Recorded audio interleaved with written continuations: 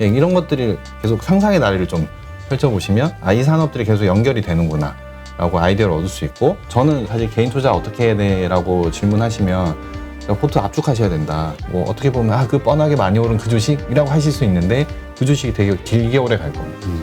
그 펀더멘탈 다 보고 이제 차트를 보고 이런 흐름이구나를 이제 이해하시는 거지, 차트가 판단의 기준이 되면 절대 안 돼요. 삼성전자가 5%씩 하루에 갑자기 상승하는 바람에 많은 분들이 깜짝 놀랐거든요. 네. 아니 삼성전자가 이렇게 움직일 수 있나? 네. 전혀 생각하지 못했던 그림이 나와서 네. 그래서 이제 다시 삼성전자에 대한 시장의 관심이 무시해서 이거 뭐지? 하고 이제 관심이 좀 커지는 네. 구간으로 바뀌었는데 네. 지금 이재용 부회장이 미국에 가 있잖아요. 네. 많은 분들이 여기서 뭔가 좀 좋은 호재가 나오지 않을까? 그래서 역시 주가에 큰 어떤 도움이 되지 않을까 기대를 많이 하거든요. 네. 네. 근데 또 일부에서는 뭐 별게 있겠냐 보시는 분도 있고. 네. 우리 본부장님은 어떻게 보세요? 뭐 사실 뭐 오늘 어제 해서 이제 투자권이 이제 뉴스는 다 나왔고, 그래서 뭐 삼성전자를 움직이려면 이게 개별 주식은 사실 아니니까 뭐 그 정도의 뉴스로 뭐 이렇게 움직이지는 않을 거고요. 그렇죠. 예, 항상 주가를 움직일 때 이 특정 호재거리가 이 회사의 매출의 기준으로 몇 %짜리 임팩트다라는 걸 한번 생각해 보셔야 되는 거거든요. 근데 삼성전자 워낙 크니까 웬만한 걸로는 사실 안 될 거고요. 그렇죠. 20조 네, 그래서 파운드리 공장 해봐요. 그런 뉴스가 나쁜 건 아닌데 그냥 그런 걸로 주가 움직일 수 있는 종목은 아니다. 그리고 이제 시크리컬에서 바닥 저점을 좀 통과하는 국면에 대한 선행적인 거, 그다음에 지금 외국인이 한국을 그래도 이번 달에 한 2조 정도 이미 사고 있고, 그런 패시브적인 역할들, 그리고 이제 뭐 반도체 소사이클에서 그 전방 소재 산업 그러니까 전방 수요처들이 재고도 이제 조금은 좀 개선되고 있고, 그다음에 뭐 투자도 그렇게 안 크고, 네, 주가도 빠져 있고, 밴드 하단까지 한번 왔다 갔고, 이제 그런 것들이 역할을 해준 거 아니냐. 예, 그렇게 생각하시는 게, 그러니까 시장 종목으로서의 역할. 그러니까 그 이재용 부회장이 미국으로 갔다. 거기에서 뭔가 좋은 뉴스가 나오고 그것이 주가에 도움이 될 것이다. 이 어떤 기대감은 이미 소멸된 걸로 봐야 될까요? 뭐 그냥 뭐 그거는 사실 이분법적으로 너무 뭐 이렇게 딱 할 수는 없지만, 뭐 오늘 뉴스까지 나왔으니까 네, 일단 모멘텀으로는 역할을 좀 해주고 있는, 뭐 그렇게 판단하시면 되죠. 네. 근데 주가 상승의 절대적인 요인은 사실 아닙니다. 네. 지금 사실 삼성전자 지금의 7만 원대 가격도 비싸다 싸다 논란이 좀 많거든요.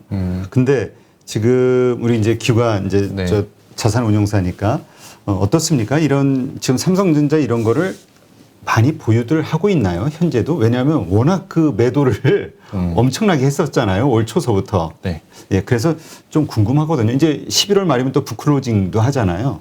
뭐 근데 일반적인 저야 뭐 어차피 사모펀드라서 저희는 그냥 절대 수익을 추구하는 쪽이라 뭐 그렇긴 한데, 일반적인 펀드들은 시총 비중을 좀 맞춰놓고 가야 되니까 뭐 절대적으로 너무 많이 없다 뭐 이런 건 아닌 것 같고요. 어느 네. 정도는 가지고 있다. 네, 네. 근데 요즘 뭐 그런 얘기가 들려가지고 이쪽 대형주 같은 경우는 사실 뭐 계속 흘러내려왔으니까 1년 네, 동안 네. 수익률이 뭐 개인도 그렇지만은 그 보유한 기관들도 별로 안 좋다.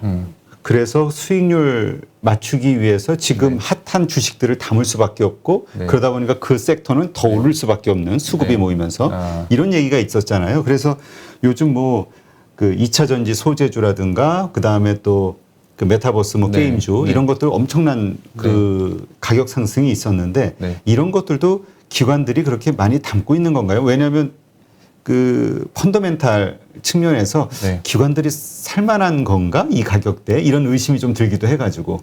어차피 매니저들은 그 펀더멘탈 판단하고 우리가 주가에 대해서 뭐 우리가 뭐 저평가다 고평가다에 대한 그 가격을 재고 들어가니까 그런 지금 하신 질문에 대해서는 뭐 절대적으로 그러진 않다. 예, 펀더멘탈 보고 매매를 한다. 근데 이제 오로지 수급 측면에서만 뭐 답을 하자면 관련된 ETF가 되게 많고 ETF에 자금 유입이 많으면 그 ETF는 자동으로 비중을 맞추기 위해서 살 수밖에 없는 거거든요. 그래서 사실 그런 측면에서의 수급은 우호적으로 작동하고 있다. 예, 그렇게 말씀드릴 수는 있을 것 같습니다. 그렇다면은 지금의 그 아까 이제 개별장 지수가 상승할 수 있겠지만 그래도 개별장도 같이 갈 수 있다라고 말씀을 하신 거잖아요. 네. 그렇다면은 지금의 개별장으로 볼 수 있는 그 뭐 메타버스나 NFT, 무슨 2차 전지 소재 네. 이러한 것들이 계속 흐름이 이어질 것으로 보시나요? 그러니까 이게 이제 성장 산업으로 인정해 줄 거냐에 대한 방향성인 거거든요. 그래서 어떻게 보면 이게 너무 테마다 뭐 잠깐 끝나고 마는 거 아니냐라고 할 수 있는 거고요. 근데 실제적으로 지금 대기업들이 이거에 대한 액션을 하고 있고 그러면 이것들은 이제 매출로 나올 거고요. 근데 실제 저희가 그 매출을 이번 3분기부터 특정 기업들에 대해서는 확인을 하고 이제 가는 것들이라서 이제 그 사이클 면에서는 뭐 예전처럼 너무 그냥 어떻게 보면 잠깐 하고 마는 그런 단기 테마라고 보기에는 지금 현재 요런 것들이 좀 장기 성장성으로 같이 가미가 돼 가고 있다라고 좀 판단해야 될 것 같고, 근데 모든 산업이 그렇듯이 이제 계약기에서 성장기로 갈 때 항상 옥석 가리기를 해야 됩니다. 그래서 이 산업이 지금 말씀하신 대로 되는 산업이냐 안 되는 산업이냐도 계속 판단해야 되고, 그렇죠. 판단이 되고 나면 그 안에 있는 산업의 밸류 체인 내에서도 어떤 기업이 정말 진짜인 거냐를 계속 판단해야 되거든요. 근데 이게 지금 막 열렸으니까 아마 시장 참여자들은 공부하는 양이 거의 똑같을 겁니다. 지금 상황에서. 예, 근데 계속 그걸 우리가 확인해 가면서 옥석가리 계속 쳐내야 되는 그런 상황들을 진행해야 될 거고, 그 과정에서 우리가 수익률 측면에서도 높을 수도 있고 아니면 높은 변동성 때문에 힘들 수도 있는데 지금은 그래도 성장 산업으로서 인정받는 분위기로는 이제 저희가 그냥 무시할 수는 없는 예, 그런 국면인 것 같습니다. 그러면 그 지금의 주가 상황 이게 좀 버블인 거 아니냐라는 이야기들이 많잖아요. 네. 그래도 수익률 때문에 그래도 이 수급이 딸려줄 때는 받쳐줄 때는 그냥 들어가면 돼라고 생각하는 분들도 많긴 한데 네. 어떻게 보세요? 이 적정 주가 보통 펀드 쪽에서는 그래도 좀 그 펀더멘탈의 기초에서 가치 네. 투자 중심으로 하지 않나요? 아, 그거는 이제 펀드의 성격마다 다른 거라서. 틀린가요? 네네. 그래서 펀드도 뭐 액티브형이 있고 패시브형이 있고 뭐 되게 유형이 많기 때문에 그거는 그 펀드의 성격마다 달라서 뭐 이렇다 저렇다 할 수는 없는 거고 그러다 보니까 이제 투자자 입장에서도 자기 성향에 맞는 펀드를 잘 골라서 예, 그 성향대로 투자를 하셔야 되는 그런 거죠. 자, 그러면 많은 분들은 지금 2차 전지 소재 앞으로도 괜찮을 것 같은 거는 분명하고 뭐 메타버스도 뭔가 네. 말씀처럼 앞으로 뭔가 큰 변화를 주도할 만한 산업인 것 같긴 한데 단기적으로 주가가 너무 많이 오른 거 아니야? 이렇게 네. 걱정한단 말이죠. 네, 네. 그러니까 그 다음에 네. 또 이렇게 부각될 만한 네. 섹터는 뭐가 있을까 이런 고민들을 많이 하잖아요. 네, 네. 그런 것에 대해서는 어떤 식으로 찾아나가는 그 방법이 좋을까요? 투자의 아이디어를 찾는. 투자 아이디어는 뭐 사실 예를 들어 이런 거죠. 지금 보면 왜 5G를 할까라고 생각해보고 왜 적에도 위성을 계속 쌓아 올릴까라고 생각을 해보면 5G는 6G로 갈 수도 있는 거지만 그렇죠. 어쨌든 도심에서는 전화가 터지지 않습니다. 그러니까 이제 그러니까 지상에서도 도심의 영역은 5G로 커버를 하는데 그런데 이제 그 외의 영역들 뭐 오지거나 아니면 바다나 하늘에서는 커버가 안 되니까 위성을 띄워야 되는 거죠. 이것들이 정말 빠른 송수신이 잘 되면 저희는 통신망을 갖췄고 근데 이걸 왜 하려고 하지? 라고 생각해 보면 자율주행, 궁극적으로는 또 자율주행. 그러면 그게 자동차만 자율주행 하는 게 아니라 비행기 배까지도 다 갈 수 있는 이런 것들이 계속 상상의 나래를 좀 펼쳐보시면 이 산업들이 계속 연결이 되는구나 라고 아이디어를 얻을 수 있고 그럼 근데 실제 지금 말씀드린 이 카테고리들이 올해도 그렇고 계속 성장 산업으로서의 부각이 계속 되고 있는 과정들인 거거든요. 지금 또 단적인 예로 뭐 NFT, 메타버스 이렇게 또 부각되니까 여기에 필요한 컨텐츠들, 미디어 엔터, 게임즈 이렇게 찾다 보니까 한국 기업에서의 엔터주들이 정말 글로벌리 이미 인정받고 있고 뭐 특정 뭐 게임사들도 보면 기술력 면에서 인정받고 있고 그런 것들이 또 NFT랑 메타버스 합쳐지니까 이걸 구현하기 위해서 또 뭐 반도체나 이런 것들이 또 연관되고 그러니까 이 산업들이 다 이렇게 보면 연관성이 다 생기는 거고 그 진영들이 계속 만들어지거든요. 그래서 뭐 개인 투자자들 입장에서는 이런 아이디어의 연장선에서 산업을 골라내시고 그 산업 내에서 각 산업마다 밸류 체인이 다 정해져 있으니까 거기에서 제일 잘하는 대표 기업들을 좀 의미 있게 투자하시는 게 이런 새 산업들 그리고 이 산업들이 여기서 끝날 거냐에 대한 판단도 한번 더 해보시고 그게 아니다, 길 것 같다 뭐 그렇게 판단되면 투자에 대한 방향성에 대해서도 아니면 기간에 대해서도 저희가 정해서 좀 의미 있게 투자할 수 있고 예, 그런 아이디어로 접근하시는 게 낫지 않을까 싶습니다. 그렇다면 그 섹터 우리가 좀 가능성 있는 섹터라고 보면 지금 말씀하신 메타버스나 뭐 소재주나 이런 것들 빼면 혹시 개인적으로 어디 쪽을 좀 관심 있게 보시는 데가 있나요? 지금은 사실 제가 한 2년 전부터도 실제 저희 고객분들한테도 말씀드리는 게 특별히 뭐 새로운 산업은 없다. 근데 뻔한 그 산업에서의 한국의 대표 기업이 정말 세계적으로 인정을 계속 받으면서 주가 퍼포먼스도 좋을 거다라고 말씀을 드리는 거였고, 올해 새롭게 이제 나온 게 메타버스 NFT인 거고요. 그냥 그 영역 선인 것 같아요. 지금 뭐 새롭게 하면 뭐 이제 시장에서의 기다리는 테마는 코로나가 좀 진정되고 우리가 컨트롤할 수 있다라고 하면 리오프닝에 관련된 예, 그런 것들도 이제 테마로 형성될 수 있을 것 같고, 그래서 그 뭐 정말 뭐 투자하실 때 너무 새로운 내가 아무도 모르는 새 산업을 찾아내야지, 예, 그거는 사실 힘들고요. 왜냐하면 내 눈에 띌 때 되면 이미 다 부각돼 있을 겁니다. 그래서 대신에 그래서 완전 초기부터 내가 먹겠다라는 것보다는 무르익었을 때 진짜 주식을 내가 대장 주식을 잘 사겠다라는 걸로 접근해 하시면 사실 뭐 그렇게 머리 안 아프게 지금 있는 그 산업에 성장하는 그 과실을 잘 먹을 수 있지 않을까, 예, 그렇게 생각하고 있습니다. 그러면 이 리오프닝주와 관련해서 하나 질문을 드리면, 예를 들어서 이제 지금 위드 코로나 뭐 이렇게 전 세계적으로 붐이었었잖아요. 네. 한국도 그렇고. 그래서 그거에 대한 기대감으로 예를 들어서 뭐 여행주가 됐든 네. 뭐 그 항공주가 됐든 이제 사놨어요. 네네. 투자를 해놨는데 네. 이게 상황이 좀 어려워지는 것 같아요. 분위기가 유럽이 뭐 자꾸 네네. 뭐 봉쇄 이야기가 나오고 그러니까 분위기가 안 좋잖아요. 네. 그러면 이러한 시점에서 내가 가지고 있었던 리오프닝주, 지금은 내가 투자의 판단이 좀 너무 성급했구나라고 그 뭐 손절 뭐 이렇게 다시 처리하는 게 난지, 아니면 이것은 일시적인 거고 결국은 돌파될 거야라고 보고 들고 가는 게 맞는 것인지, 네. 이런 것들이 참 헷갈려요, 투자 전략면에서. 네, 그건 뭐 사실 매니저한테도 힘든 거고요. 그렇죠. 네, 근데 저거죠. 그 리오프닝 주는 결국은 코로나의 피해주였고, 피해 산업들이 극심했죠. 지금은 그렇죠. 보면 실제 부도도 많이 났고, 그래서 이 힘들었던 산업이 다시 리바운드, 그러니까 저희가 구조조정이 끝나고 다시 이제 회복이 턴어라운드 되는 거가 확인될 때는 그 산업은 구조조정이 끝나 있을 거거든요. 그렇죠. 예, 그러면 그 구조조정 끝나서 살아남은 승자승 독식 구조가 될 텐데, 그 기업이 지금 지속 가능할 수 있냐만 판단하시면 되고, 물론 이제 그 기업은 너무 뻔하게 딱 남아 있을 겁니다. 이제는 근데 남아 있을 건데 결국은 투자의 시기의 문제인 거죠. 지금까지 올랐던 리오프닝은 오로지 기대감. 그렇죠. 예, 그 다음에 실적이 나오려면 좀 오래 걸리죠. 지금 이제 우리가 여행을 나가기 시작하는데 이 매출이 잡히려면 한두 분기 뒤에야 잡힐 거니까, 그러면 이제 그 기간 동안에 내가 견딜 수 있냐, 아니면 그 기간 동안에 내가 판단한 게 맞고 밸류에이션이 싸졌고 실적은 당연히 오를 것 같고 그거에 대해서 확신이 있으시면 오히려 더 사야 되는, 그 가격이 조정을 받을 네, 때마다. 그러면 사실 저희가 추가 배수를 통해서 단가를 낮춰놓고 반등을 기다려야 되는, 이게 약간 기술적인 국면에 진입한 상황입니다. 그래서 지금은 뭐 손절하기도 애매하고 아니면 더 사기도 애매하고 아니면 뭐 다른 것도 갈아타야 돼 막 고민을 많은 국면인데, 그렇죠. 이럴 때는 이제 딱 좀 전에 말씀드린 그런 걸로 가지고 약간의 기술적인 영역에서 대응을 하실 수밖에 없다. 예, 그리고 시간을 좀 보내실 수밖에 없다. 네, 그렇게 말씀드립니다. 그렇군요.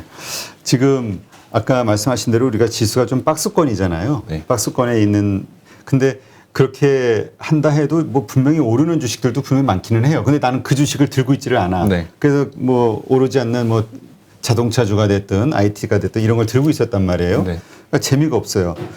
그러면 이럴 때 어떻게 해야 되나요? 왜냐하면 마음은 이게 되게 남들은 돈 버는 것 같은데 못 벌고 있으면 막 네. 안타깝잖아요. 그렇죠. 속상하고. 네. 네.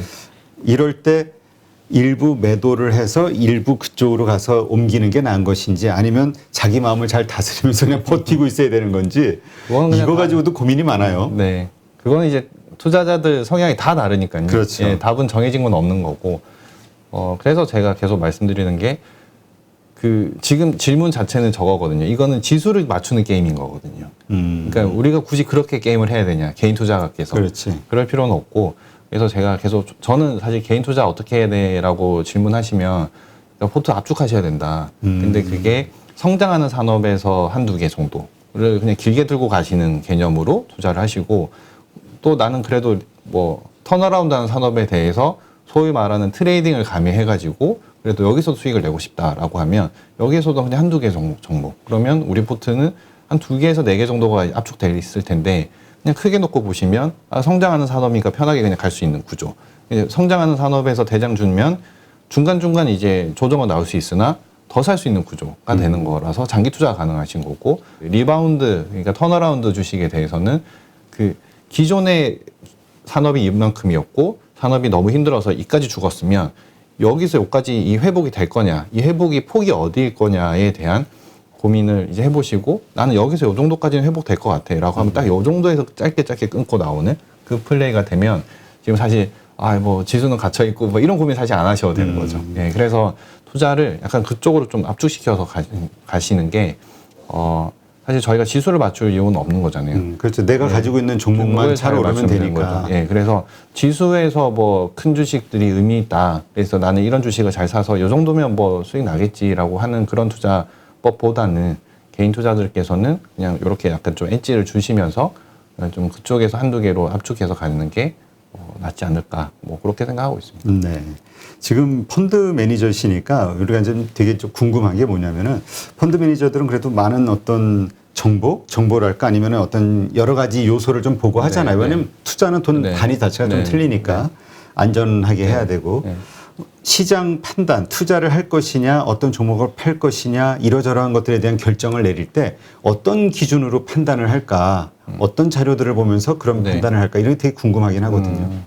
매니저들도 사실 똑같습니다. 저희도 뭐 탑다운에서 각종 자료들, 그러니까 탑다운이라고 하면 매크로 관련된 경제 지표들인 거죠. 네. 그리고 그런 것들 다 흐름으로 계속 항상 일정한 기간에 계속 이게 발표가 되니까 그걸 보고 판단을 하고 그걸로 이제 시장을 판단하는 거고요. 시장 판단이 되고 나 플러스로 이제 되는 산업에 대한 판단을 하고 거기에서 대장주들을 옥석을 가리고 거기서 실적 흐름을 또 계속 체크를 해서 가는 과정.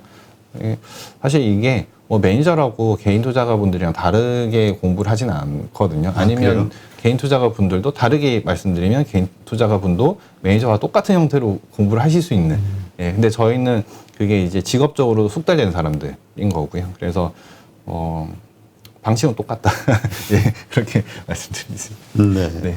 그러면 뭐 이제 매도 시점, 매수 시점 이런 걸 정할 때 그럴 때도 뭔가 나름의 어떤 기준 같은 게 있지는 않으신가요? 그런 게 이제 실적 대비 밸류에이션 인 거고 저희 주식을 저희가 가로도 맞춰야 되고 세로도 맞춰야 된다. 저는 그렇게 말씀드리는데 가로는 뭐냐면 내가 이 시점에 투자해서 여기까지는 끌고 가겠다.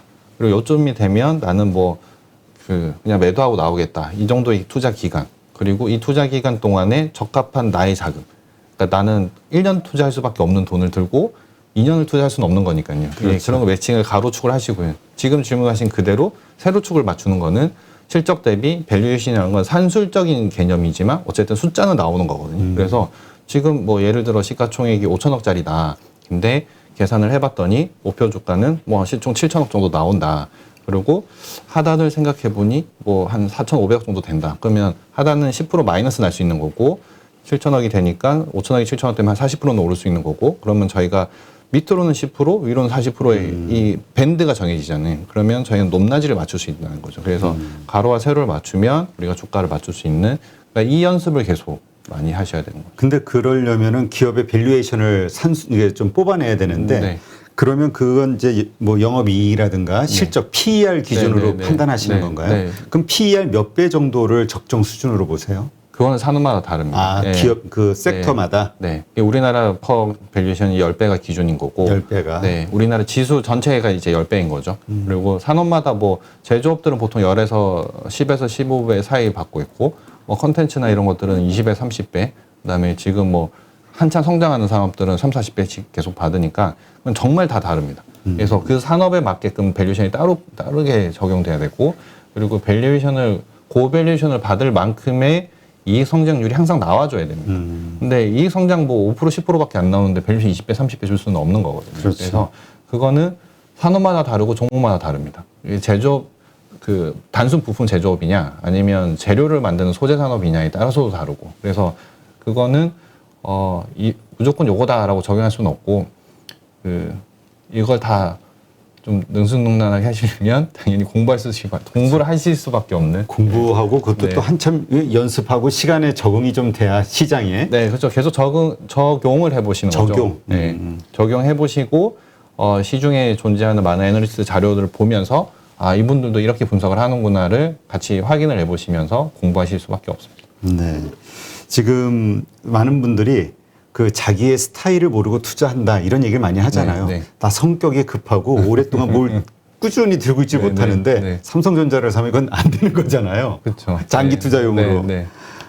그리고 또 반대로 이런 꾸준하고 뭔가 사면 뭐 이런 거 뭐죠? 매매 잘 안 하고 이런 네. 이런 분들이 지금 뭐 급등하고 있는 게임주를 사는 것도 좀 네, 네. 애매한 거고. 네, 네. 그 자기 스타일에 맞는 주식 투자를 하라고 그러는데 이걸 어떻게 자기가 좀 판별을 할 수 있을까요?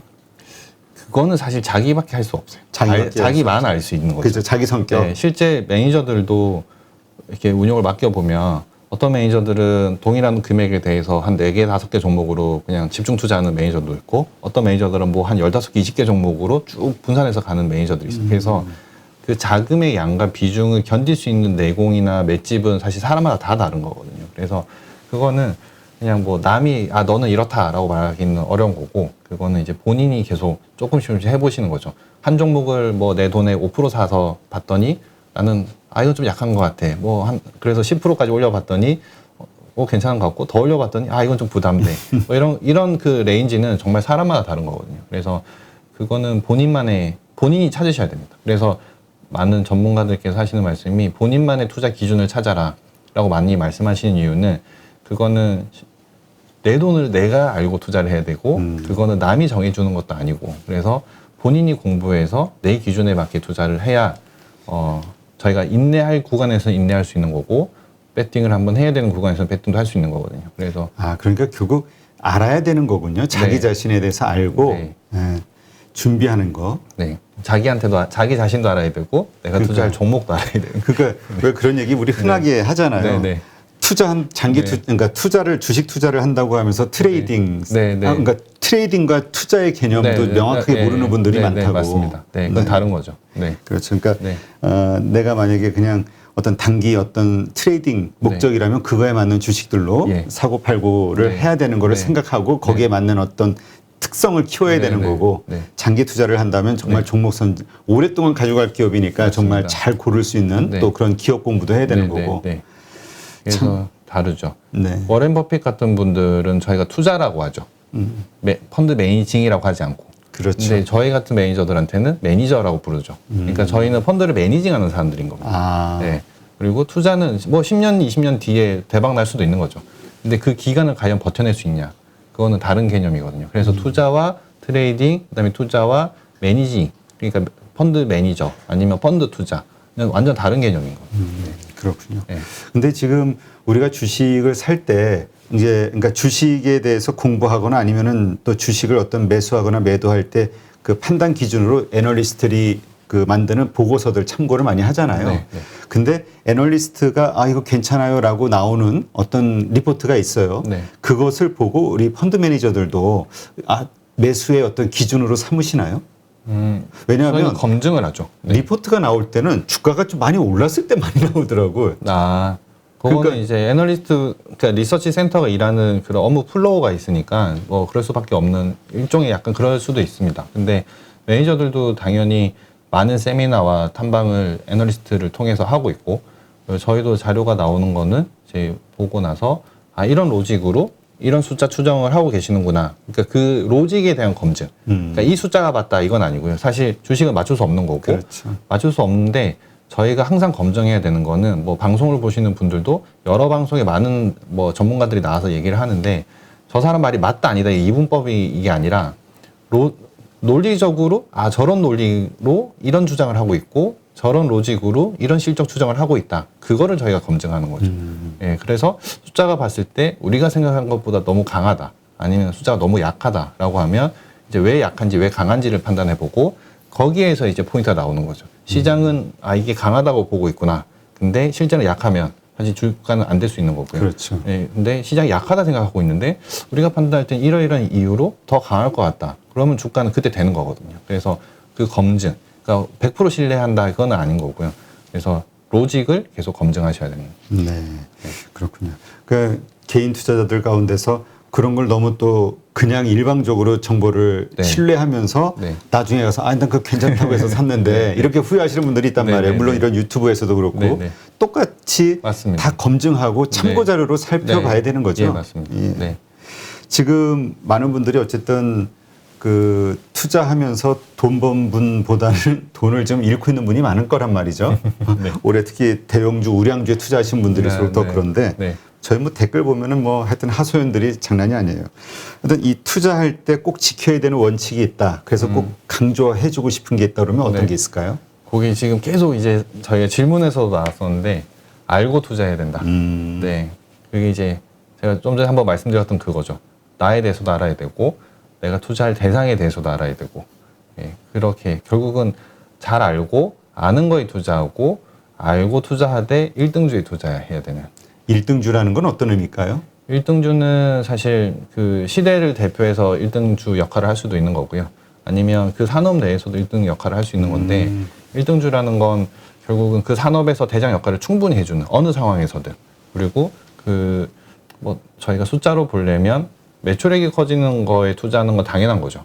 근데 이제 성장하는 산업일 때는 매출액은 당연히 커지는 거고 시간이 갈수록 이익률이 같이 올라가는 기업이 있고 이익률이 빠지는 기업이 있습니다. 네. 그 말인즉슨 이익률이 오르는 회사는 그 시장을 먹은 거예요. 그러니까 경쟁을 하면서도 이익률이 오른다는 건 내가 무조건 쓰일 수밖에 없는 회사거나 아니면 그 시장의 회계물을 먹은 회사인 거고 이제 그런 것으로 이제 숫자가 차별이 되기 시작할 거거든요. 그래서 그 산업에 성장하는 산업에 대해서도 그 시장을 먹는 회사라는 것들 특히나 1등주 그러면 그 1등주는 뭐 어떻게 보면 그 뻔하게 많이 오른 그 주식이라고 하실 수 있는데 그 주식이 되게 길게 오래 갈 겁니다. 예, 그러면 저희는 그 회사의 방향성 그리고 그 산업의 방향성에 대해서만 계속 공부를 하면서 업데이트를 하면 알고 길게 많이 투자할 수 있다. 예, 그렇게 그러니까 생각합니다. 사실 우리가 주식시장에서 주도주, 대장주에 올라타라 이런 얘기를 많이 하잖아요. 네. 그게 맞는 얘기인 거군요. 네, 그게 단순히 뭐 수급에 의해서 간다 이런 거는 아니고요. 그 주도주가 된 이유가 다 있거든요. 그렇죠. 네, 그래서 그거에 대해서 저희가 검증을 해보고 그 검증이 한 결과가 동의할 수 있다라고 한다면 그 대장주를 가지고 길게 쭉 투자하시는 게 승률 면에서 훨씬 높은 투자 성과를 가져다 주실 겁니다. 네. 사실 많은 분들이 많이 올랐잖아. 그러니까 덜 오른 그 섹터 내에 덜 오른 다른 주식을 찾아가지고 투자를 하는 게 보통 습관인데 네. 그걸 피해야 되겠군요. 네. 비싸다 하더라도 네. 대장주에 우리가 집중하는 거. 네, 오르고 빠졌다 싸다에 대한 기준을 차트랑 가격만 놓고 하시면 그거는 그냥 단순히 그거에 대한 높아 보인다, 낮아 보인다 이거밖에 안 되는 거거든요. 그래서 아까 질문하신 대로 밸류에이션 실적 대비 그러니까 저희가 매니저들은 시가총액 기준으로 얘기하잖아요. 뭐 시총이 이 정도면 밸류에이션이 몇 배니까 이건 싸 보인다. 그러니까 저희가 뭐 이게 100만 원짜리 주식이다, 50만 원 주식이다 그런 얘기 안 하거든요. 그렇죠. 예, 그래서 그 개념에서 접근을 하시고 그 펀더멘탈 다 보고 이제 차트를 보고 이런 흐름이구나를 이제 이해하시는 거지 차트가 판단의 기준이 되면 절대 안 됩니다. 네. 네. 알겠습니다. 네, 이렇게 해서 그 올해 펀드 매니저 상을 수상하신 정말 실력 있으신 펀드 매니저께 오늘 이렇게 주식 투자와 관련된 아주 기본적인 그런 내용들을 좀 배웠는데요. 투자하시는 분들 입장에서는 한번 많이 생각해 봐야 될 부분들이 있지 않았나 그런 생각이 듭니다. 네, 이렇게 좋은 인사이트 함께 풀어주신 DS 자산운용 이한영 본부장님 오늘 고맙습니다. 네, 감사합니다.